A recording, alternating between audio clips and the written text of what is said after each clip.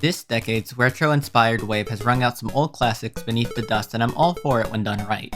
Phantasie is back in the Phantasie Memorial Set. Now, among the ancients, Phantasie is a lesser-known CRPG series that does not nearly get enough mention.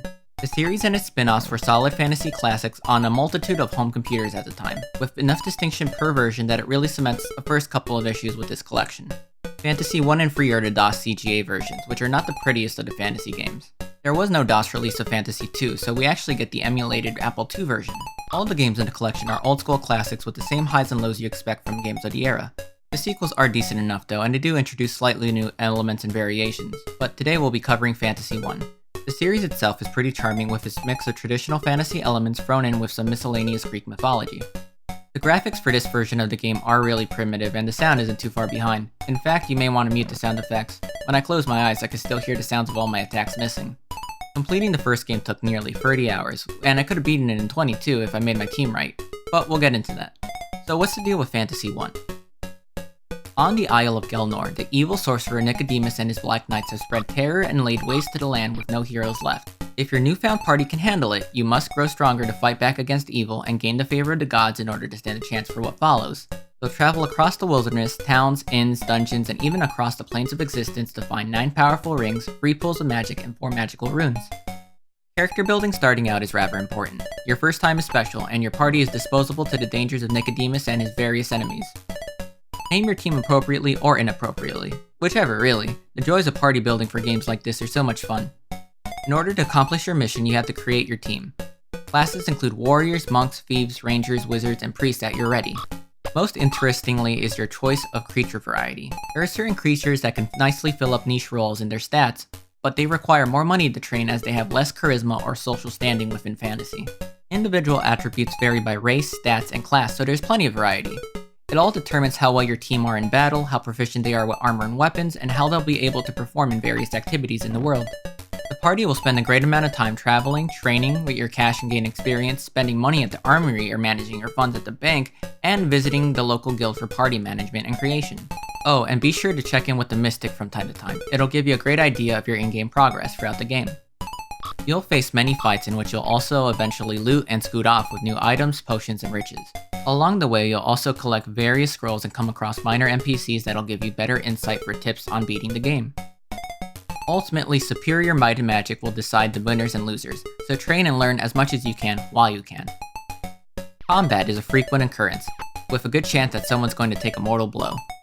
You have a party of 6 engaging in turn-based battles with literal hordes of men, supernatural phenomena, and beasts alike. Sometimes even Zeus himself will descend from the heavens just to smite your ass. In the game, wizards and priests are the real MVPs and practically are mandatory for endgame.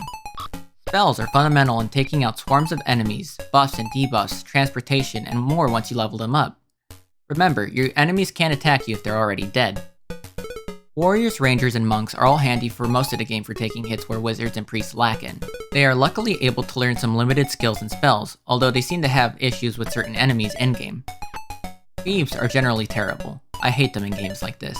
They just disarm traps and alert against enemies, but is it really worth the investment? Only use them if you hate having boiling hot oil in your face, which you might.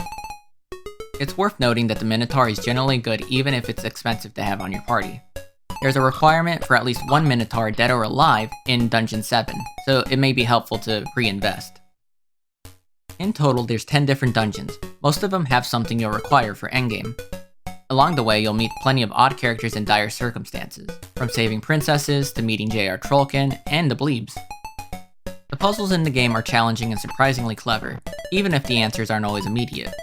I was impressed by how simple dungeon layouts manage to pull off atmosphere with just simple flavor text and design. An annoying thing about Phantasie 1 is the copyright protection in the first game.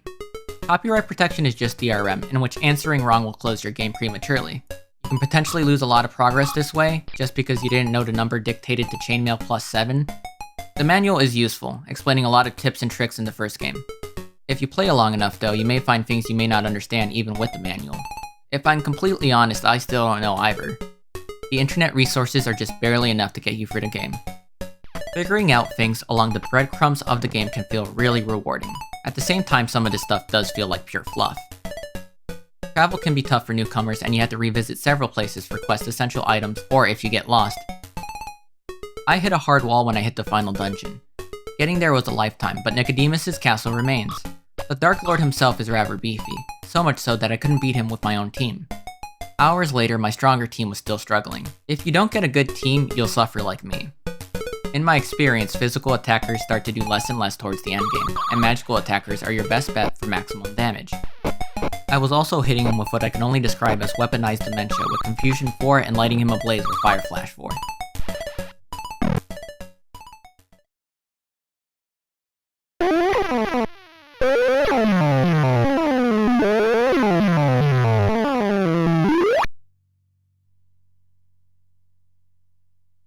The Dark Lord is dead, and the gods are appeased. You are rewarded with a spell that doesn't do anything or even carry over to the non-existent DOS sequel. Never mind that. Your party are now legends and they deserve a rest at last. Thanks for watching my video on Phantasie, and please remember to subscribe to Suppository Repository.